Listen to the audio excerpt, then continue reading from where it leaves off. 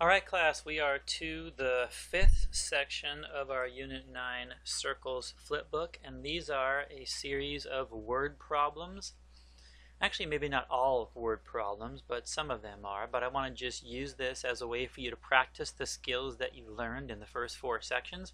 The essential question in this section 5 is, how can I use what I have learned to solve word problems? Let's go through. I'm probably going to divide this up into 4 separate videos. So let's take a look at these first questions. I would encourage you, class, to not just watch the video, but to look at the problem, try to solve it first, and then watch the video to see if you're getting the correct answer. Now, I have not worked these out in advance, so hopefully I won't make any mistakes here. First question is, label the measure of GF. Well, I think you've seen this kind of problem before in your work. When you look at these problems, class, first thing I'm looking for is a diameter. I am not sure whether any of these radii go together as a diameter, so I can't use that.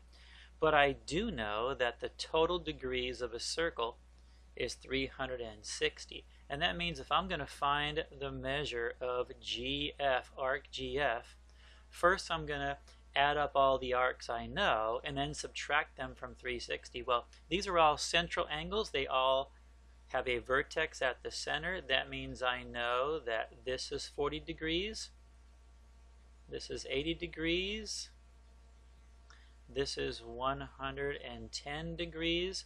So to find the length of GF, all you got to do is subtract these from 360. So 360.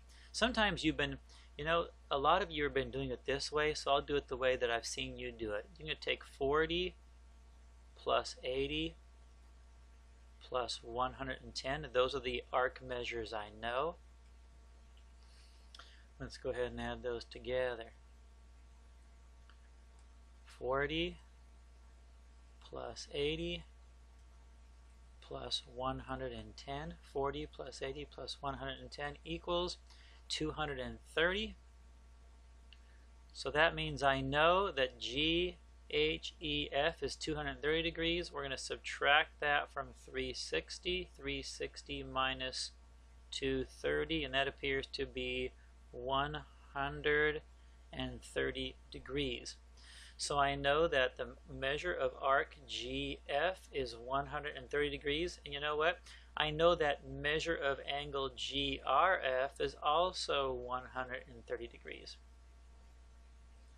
Okay, so the next question is, if segment GR is 3 feet, okay, let's take a look at that. GR. So GR is a radius.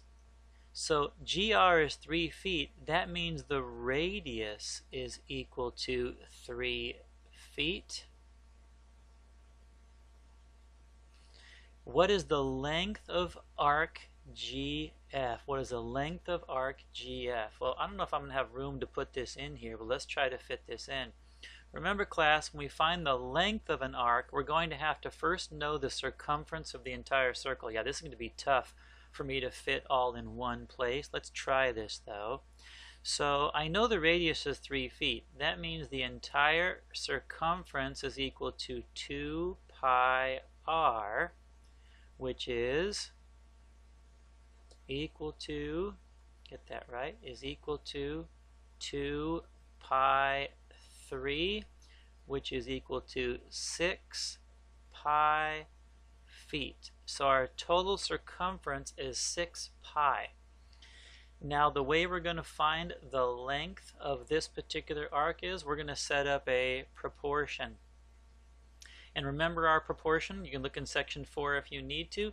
Our proportion is going to be the length of arc GF over the length of the entire circumference, which is 6 pi, is equal to the measure of arc GF, which is 130, over the total measure of every circle, which is 360. Now I can go ahead and cross multiply So 360 times the measure of arc GF is equal to 130 times 6 pi. Now I'm going to do the whole thing in my calculator now. So here's how I'm going to do this. First, I'm going to figure out 130 times 6. So 130 times 6 equals 780. So I know that we're going to have this side is going to be 780 pi, and we're going to have this side is 360 times arc GF. So I can actually take 780 pi and divide it by 360, and that's going to give me the length of GF. So the last thing I'm going to do here is, let's make sure I got that right. 780. So here we know, class, that GF, arc GF, is equal to 780 pi, that's 78. 780 pi divided by 360, and let's put that in our calculator now. So 780, so I'll type 780 times, I don't need to put times. I could, doesn't make a difference. 780, most of your calculators will allow you to do 780 pi. 780 times pi divided by 360, and our answer is 6.81 or 6.8. So 6.8, and we have a unit of measure of feet.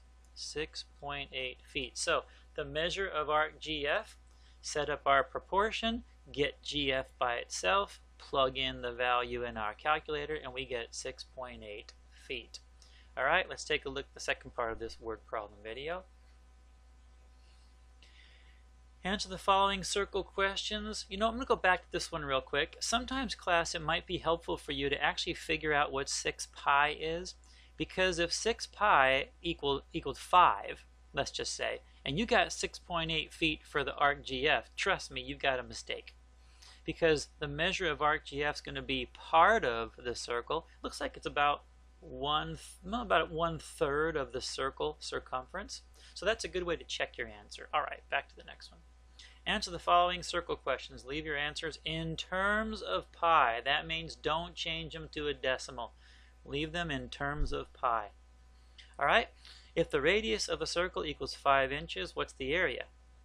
Well, you got to know the formula for the area. The area is pi r squared, which is pi times 5 squared. Remember, we can do the square because of PEMDAS. 5 squared is 25. Always put the number in front and pi in the back.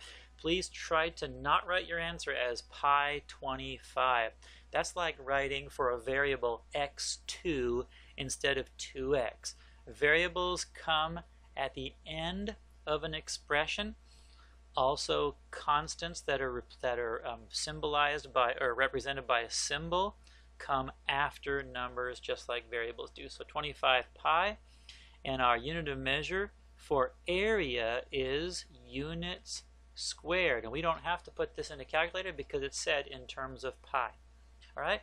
What if your diameter is 12 centimeters? What's the circumference?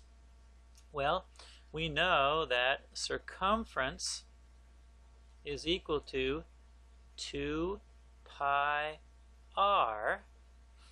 And we can find the radius here, class. The diameter is 12 centimeters. The radius is equal to 12 divided by 2, which is 6 centimeters. So we can go ahead and plug in. This is 2 times pi times 6. Remember, that's the same as 2 times 6 times pi. Just want to show you that. And so, of course, I could have just gone straight from here to the last part. 2 times 6 is 12. Pi shows up at the end. And our unit of measure is centimeters. It's not centimeters squared because circumference is the measure of the length around the circle. Area is the measure of the space inside the circle, which is in squared units. All right, last one. If the area is 34 meters squared, what is the radius? Now I remember in high school, these kind of problems threw me off. I'd look at this and go, wait, oh wait, I know how to do it if I know radius. How do I find the area from this? Well, class, you don't want to overthink this. We know the formula for area is pi r squared. So in this case, they gave us the area instead of the radius. So let's go ahead and plug that in. The area is 34 equals pi r squared. No problem at all. Let's divide both sides by pi. That will take pi out of this side. And then we can just go ahead and rewrite this. Now I'm going to rewrite this and put r squared in the front. So that means radius squared is equal to 34 divided by pi. We're almost there. How do we get rid of a square, class? We undo it by taking a square root. So we're going to go ahead and square root both sides. And you end up with radius, let's write this in a different color. Radius is equal to the square root of 34 divided by pi. Let's put that, we can leave that, oh, it says in terms of pi. We're done.